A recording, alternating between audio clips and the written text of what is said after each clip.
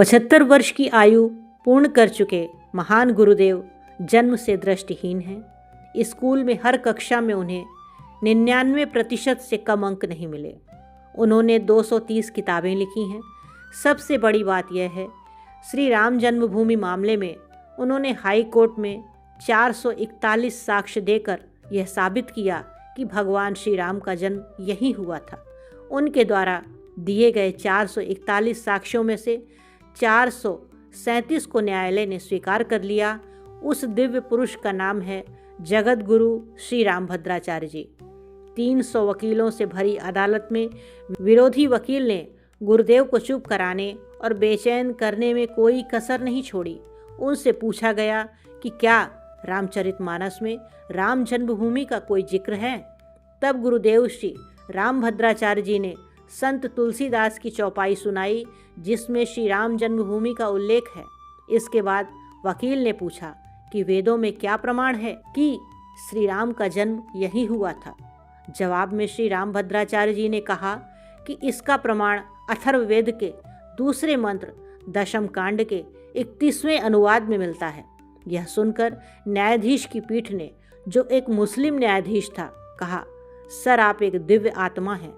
जब सोनिया गांधी ने अदालत में हलफनामा दायर किया कि राम का जन्म नहीं हुआ था, तो श्री रामभद्राचार्य जी ने तत्कालीन प्रधानमंत्री मनमोहन सिंह को पत्र लिखकर कहा, आपके गुरु ग्रंथ साहिब में राम का नाम 5600 बार उल्लेखित है। ये सारी बातें श्री रामभद्राचार्य जी ने मशहूर टीवी चैनल के पत्रकार सुधीर चौधरी को दिए एक इंटरव्यू में बताई है।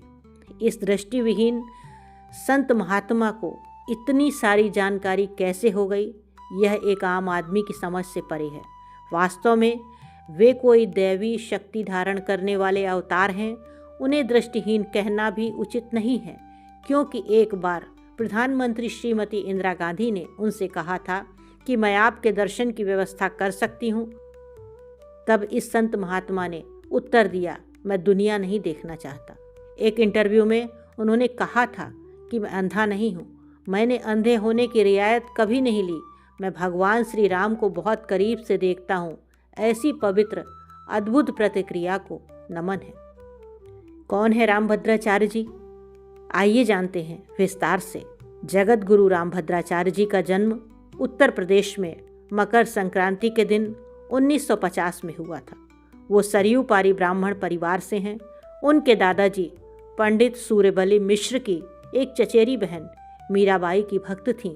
इसलिए मीराबाई का अपने कृष्ण के प्रति अथाह प्रेम को ध्यान में रखते हुए उन्होंने नवजात बालक को गिरिधर नाम दिया। गिरिधर 2 माह के ही थे जब उनकी दृष्टि चली गई। उनकी आंखों में रोहे हो गए थे और ग्रामीण चिकित्सा के दौरान रोहे के दानों को फोड़ने के लिए गर्म द्रव्य डाला गया, जिससे रक्तस्राव हुआ और उनकी दोनों आंखों की ज्योति चली गई। बाद में उनका बहुत शहरी इलाज करवाया गया, लेकिन उनकी रोशनी वापस नहीं आई। रामभद्राचार्य जी को उनके दादाजी का सानिध्य मिला, जिससे उन्हें धर्म से जुड़े कई ज्ञान मिले। आँखों की रोशनी जाने के बाद भी 4 साल की उम्र से ही कविताएं करने लगे और 8 साल की छोटी सी उम्र में उन्होंने भागवत व राम कथा करनी शुरू कर दी थी। बाद में वो ब्रेल लिपि न सीखने के बावजूद कई भाषाओं और वेदों के ज्ञाता बने। वे विश्व हिंदू परिषद VHP के एक नेता भी हैं। बाद में रामभद्राचार्य जी संस्कृत महाविद्यालय भी गए और उच्च शिक्षा भी ली। उन्होंने कई अधिवेशन में व्याकरण, सांख्य, न्याय, वेदांत और अंत्याक्षरी में 5 स्वर्ण पदक जीते। कहते हैं कि उनकी विद्वता और उपलब्धियां देखकर भारत के तत्कालीन प्रधानमंत्री श्रीमती इंदिरा गांधी ने उन्हें 5 स्वर्ण पदकों के साथ उत्तर प्रदेश के लिए चल वैजयंती पुरस्कार प्रदान किया। उनसे प्रभावित होकर श्रीमती गांधी ने उन्हें आँखों की चिकित्सा के लिए संयुक्त राज्य अमेरिका भेजने का प्रस्ताव भी दिया, परंतु गिरिधर मिश्र ने प्रस्ताव को अस्वीकार कर दिया।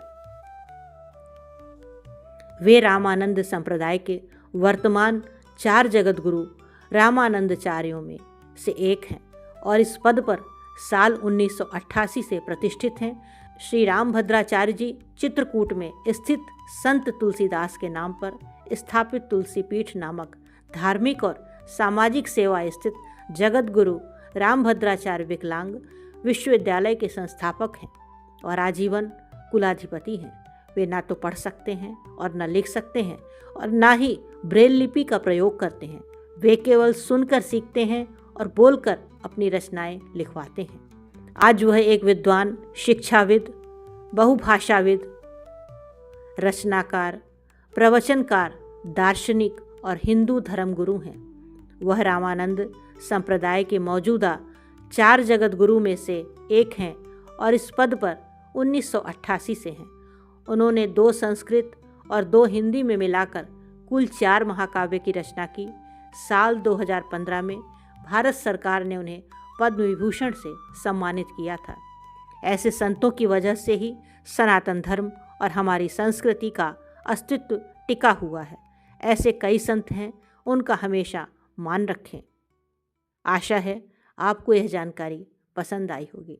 मिलते हैं जल्दी ही अगले वीडियो में।